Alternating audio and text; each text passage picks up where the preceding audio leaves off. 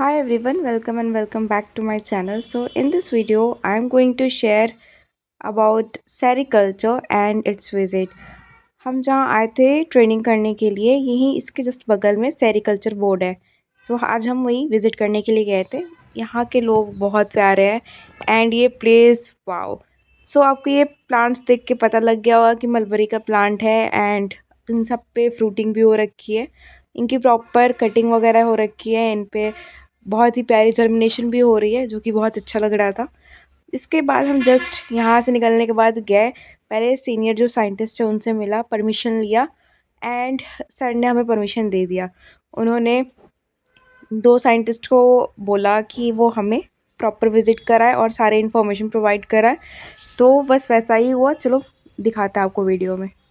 You may studied in entomology, no? Yeah. Yes, sir. So, Under the beneficial insects part, lac culture, sericulture, lab apiculture, sericulture, honey ये bee, तीनों ही थे. Yes, sir.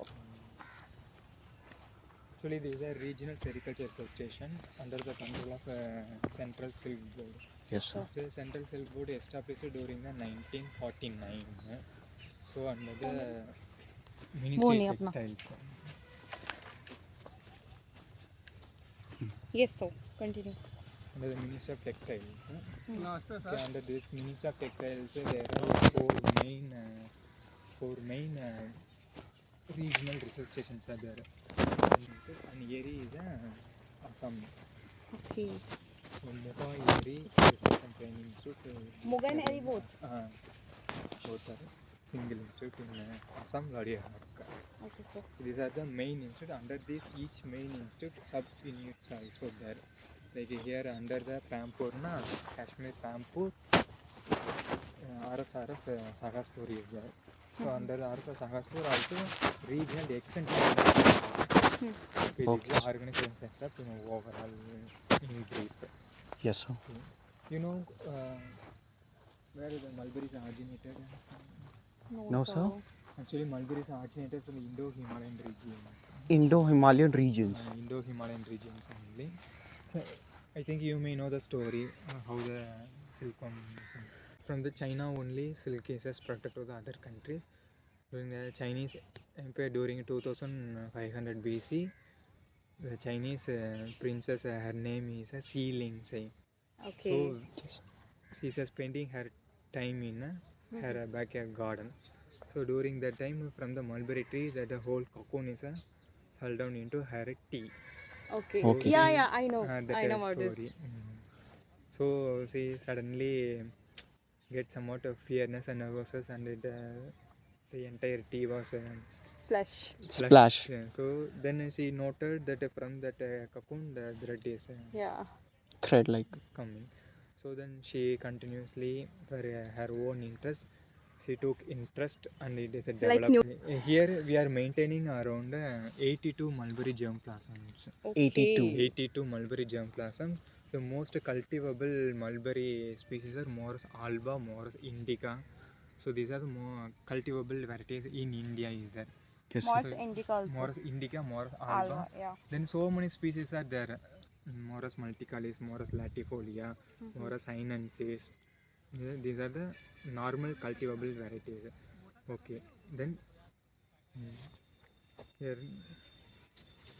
shall I start from the cultivation aspect? Akshi Vaishnav, she also my batchmate. She joined with Nice to meet you, ma'am. Same here. What all you need to know about? We are just one. Everything about sericulture. सारा cut जाता है और उसके बाद फिर इनको bleaching में डालना। मैनुअली से कुछ नहीं करना पड़ता, वो ब्लीचिंग से क्लीन हो जाता ये ब्लीचिंग से क्लीन हो करके आपको डालना है, ग्लव्स पहन करके, हैंड ग्लव्स होते हैं जो वर्कर्स होते हैं, और इसको डुबाना है। फिर 10-15 मिनट के अंदर अंदर ये भी कट जाते हैं। फिर इसको साफ पानी में डाल करके फिर धोलेंगे उससे। फिर पूरा उसको क्लीन कर लेना रहता है, हाँ। मतलब कि कंटामिनेशन का कोई भी परसेंटेज या कोई- कोई भी चांस नहीं रहना चाहिए। नहीं रहेगा, है ना। और रेयरिंग ट्रेज को जब हम करते हैं तो उसको जब भी आप डिसइंफेक्शन करेंगे तो उसको आप धूप में नहीं सुखाएंगे, उसको छाया में रखेंगे, विनाइल शीट से ढक देंगे, ताकि जितनी देर उसमें नमी रहेगी और उसका जो डिसइंफेक्टेंट का असर उस पर बहुत ज़्यादा देर तक मतलब वो इवेपोरेट तुरंत नहीं हो जाना हाँ, चाहिए, वो हाँ। बार बार वो हीट के कारण हाँ। सर्कुलेट होता रहे। हाँ हाँ हाँ हाँ बिल्कुल है ना। तो इसमें ये है कि ट्रे जो कुछ भी हो आपका डूबना चाहिए। ओके सर, ये पिट हो गया। इसकी हाँ, डेप्थ ये कितनी? टैंक हो गया, टैंक हो गया। टैंक इसकी इसका लिखा हुआ है मेरे पास कितना है इसका। मतलब डेप्थ एक डिसाइडेड मतलब रहनी इसमें चाहिए। 1000 फीट 1000 लीटर पानी आता है इसके अंदर। ओके, ठीक है ना, लिखा हुआ है ये इसका लंबाई ट्रेस। चौड़ाई सारे मेरे पास में। तो 1000 लीटर पानी आता है। Yes sir. तो 1000 लीटर अगर पानी आया है तो अगर हमको 2% ब्लीचिंग बनाना है तो कितना ब्लीचिंग? परसेंटेज क्या बताया? उसमें जो है 49 लीटर वाटर अच्छा। और 1 लीटर एक सैनिटेक आता है। Okay sir. सैनिटेक भी आता है। तो उसमें हम लोग क्या करते हैं कि पहले तो जो रूम का है वो निकालते एरिया, कितना लीटर का इसके अंदर रिक्वायरमेंट है, जो डिसइंफेक्टेड है उसका रिक्वायरमेंट कितना है। तो उसको निकालने के बाद, और हमारे पास एक तो मैंने आपको डिकोल बताया, एक सैनिटेक बताया हमने। तो हम लोग डिकोल को भी यूज़ करते हैं और सैनिटेक को भी यूज़ करते हैं। तो जनरली हम 20 लीटर बनाते हैं यहाँ पे। जितनी आपकी रिक्वायरमेंट है आप डबल कर दीजिए, ट्रिपल कर दीजिए। तो उसमें हम क्या करते हैं कि हमारे पास वो रहते हैं, बाउल रहते हैं, बकेट रहते हैं। तो उसमें हम सबसे पहले क्या करते हैं कि जो डिसइंफेक्टेड है सैनिटेक वो लिक्विड में होता है, तो उसको हम आधा लीटर नाप करके एक जगह एक बाउल में रख लेते हैं। ठीक है। और उसमें एक्टिवेटर भी, फिर उसको एक्टिवेट करने के लिए एक्टिवेटर होता है। उसके अंदर जो होता है 50 ग्राम होता है, 50 ग्राम होता है। तो उसको उसमें मिला लेते हैं, किसमें? आधा लीटर सैनिटेक में। ठीक हो गया। और लाइम 100 ग्राम, सिलेक्ट लाइम पाउडर जो लाइम होता है पाउडर में लेते हैं, या पाउडर नहीं है तो डले वाला लीजिए, सेलेक्ट भी नहीं है तो भी चलेगा। ठीक है। लेकिन उसको किसी कपड़े में बांध करके और आधा लीटर पानी में डिप कर देना। डिप कर देना। सर आपने जो ये बताया, वो जो आपने एक्टिवेटर डाला वो कैटलिस्ट के तौर पे एक्ट करता है क्या? वो उसके अंदर क्या होता है कि उसको जैसे हम उसमें डाल देंगे ना, यस तो सर। उसमें घुल जाएगा बस। उसका ओके, 5 मिनट एक्टिवेट कराने के लिए। एक्टिवेट करेगा, उसका कलर येलो हो जाएगा। Okay sir. ठीक है ना। तो उसके अंदर से ऐसी गंध आएगी जिससे एक्स की आती है, अंडे की आती है, उसका कलर येलो हो जाएगा। Okay sir. ठीक है। उसका कलर येलो हो गया। और आधा लीटर पानी में हमने क्या करा, 100 ग्राम लाइम, यस सर। उसको कपड़े में बांध करके और छोड़ देना है आधा लीटर पानी में। जब उसका रंग वाइट हो जाएगा तो आप समझ लीजिए कि इसमें हमारा जो लाइम है वो घुल गया। और उसके बाद एक अलग बाल्टी में हम 19 लीटर पानी रखते हैं, यस सर। और उनको उसमें मिला देते हैं। 20 लीटर का सोल्यूशन आपका हो गया। फिर उसको पावर स्प्रे पंप से डिसइंफेक्शन स्टार्ट कर देते हैं रूम के अंदर। Yes sir. ठीक है। उसके बाद जब आपका डिसइंफेक्शन हो जाता है तो फिर हम लोग क्या करते हैं कि अपनी रेयरिंग की तैयारी करते हैं। तो उसमें रेयरिंग को फिर डिसइंफेक्शन वगैरह कर लेते हैं अंदर।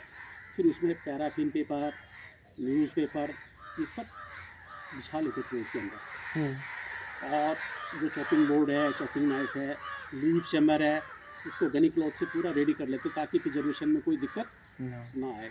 टूल्स को भी तो स्टेरलाइज करके तो रखना सब होता है। करते हैं, सब करते हैं। ओके। वो सब रूम के अंदर होते हैं।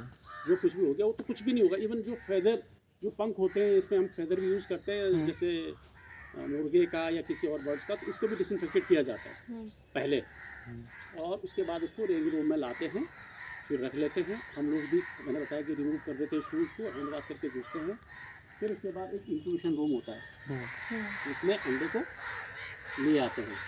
तो उसमें हम लोग जो है टेम्परेचर एक देते हैं, 25 डिग्री सेंटीग्रेड रखते हैं उसमें टेम्परेचर, ह्यूमिडिटी मेंटेन करते हैं 50% के। और लगभग ये जब हम अंडे को रखते हैं तो फिर मतलब जो एक्सपर्ट होगा वही उसको बता पाएगा कि ये जो है कि 3-4 दिन के अंदर तक कलर चेंज हो जाता है। हाँ। तो टेम्परेचर आपको बिल्कुल परफेक्ट रखना है। अगर आप कम रखेंगे तो ये पीरियड बढ़ जाएगा, उसे 10 से 12 दिन में और टाइम टेकिंग हो जाता है। ये 10वें दिन 11वें दिन हमारी हैचिंग हो जाती है। लेकिन अगर टेम्परेचर डाउन जाएगा तो फिर हैचिंग में टाइम लगेगा। टाइम ले लेगा। ओके तो सर। उसके बाद उसमें एक पिन हेड स्टेज आती है, जो एक्स होते हैं उसके ऊपर ब्लैक ब्लैक डॉट होते हैं। हमें पता लग जाता है कि ये रेडी हो गया है ब्लैक बॉक्सिंग के लिए। ब्लैक बॉक्सिंग एक बहुत इंपॉर्टेंट प्रोसीजर है। तो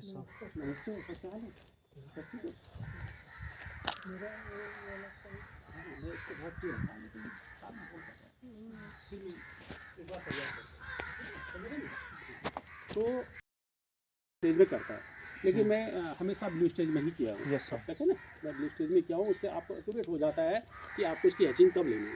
मतलब आपको परफेक्ट एक वो रखना है कि अगर आप उस डेट को नहीं लेंगे तो वो जो स्टारवेशन में जाने का डर होता है। तो आपको बिल्कुल एक आइडिया होना चाहिए कि किस डेट को उसकी, मतलब उसको डिले नहीं करना, क्योंकि वो हाँ ये ब्रीड इसके अंदर कितना धागा निकल सकता होगा आपके अंदाज से? एक और कुछ 1000 लीटर ओके। है ना, देख लीजिए है क्या ये। जो कितना छोटा सा है।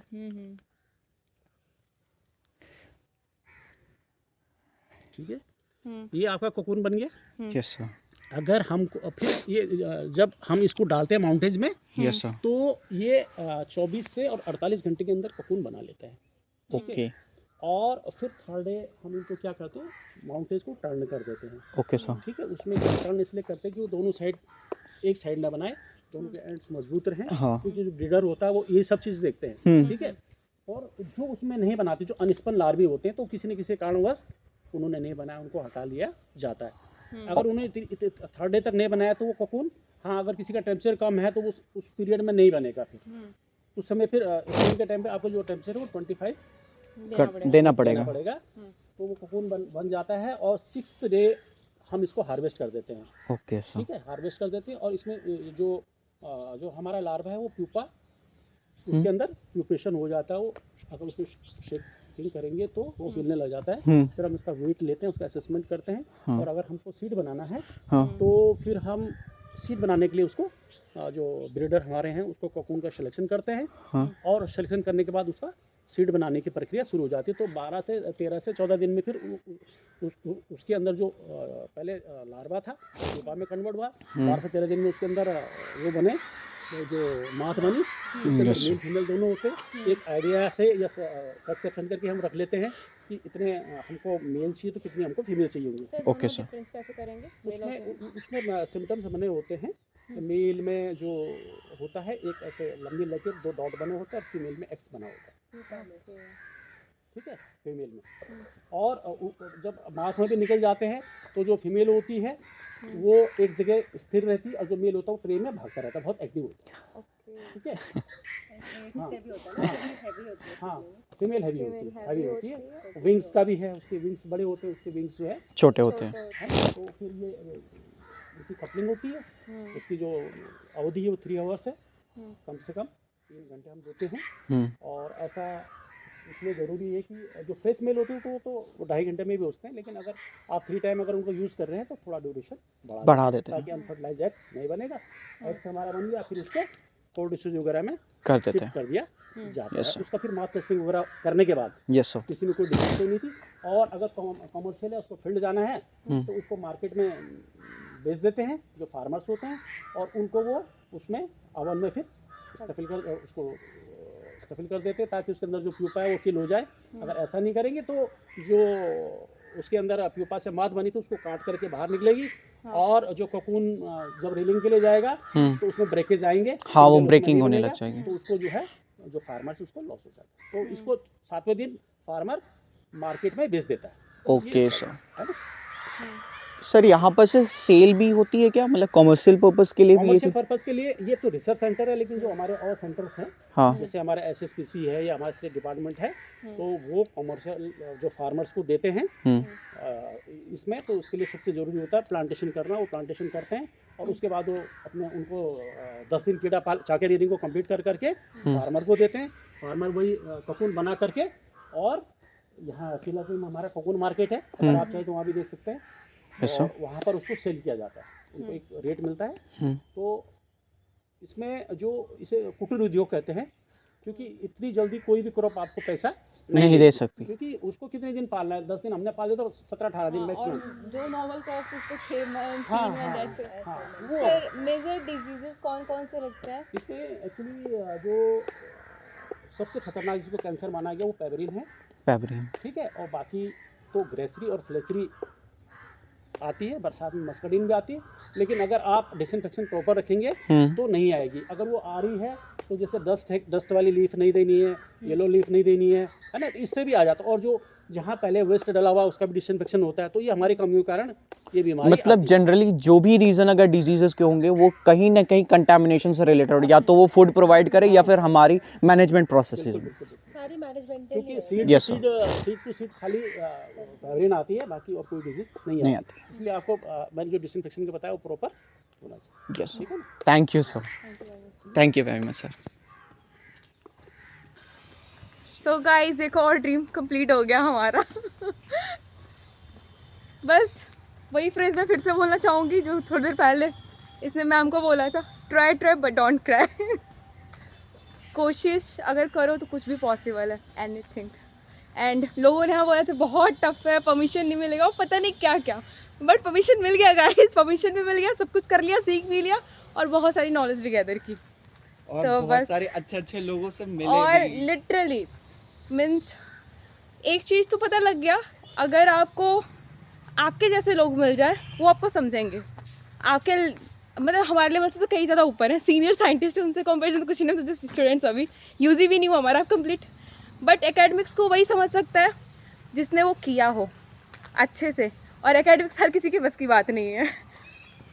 लिटरली इतने प्यारे, इतने अच्छे से हमें समझने वाले, इतना इतने हमें टाइम सपोर्टिव देने लोग, वाले, इतना टाइम देने वाला और दिस मतलब ऑल दिस आर साइंटिस्ट। लग नहीं रहा था हम लोग साइंटिस्ट से, हम लोग लग रहा था कि एक एकेडमिक पर्सन से बात कर रहे हैं। चाहे वो सर हो, चाहे वो जो भी हो, उन लोग के अंदर भी एक डाउन टू अर्थ वाला एक लेवल था, उनके अंदर से एक अलग तरह का वाइब्स आ रहा था कि हाँ वो down to earth person. Wow. So once again gratitude show करना चाहेंगे हम हर किसी के लिए, एंड इन लोगों से मिल Finally. करके बहुत अच्छा लगा, including Literally. Chhatrapal sir, including Sakshi ma'am, Sakshi ma'am, everyone everyone, each and everyone जो Oh. सर ने हमें पढ़ाया, बताया, इतना चीज़ें शेयर की, इतनी को टाइम दे करके इतने परफेक्टली उन्होंने एफर्ट्स लगाया कि बताने के लिए बहुत मायने रखती। और हर किसी से हम ये होप नहीं रख सकते कि हर कोई ऐसा करेगा, रखना भी नहीं चाहिए, बट जिनके पास है वो देने से डरते नहीं है in case of academics. So thank you everyone.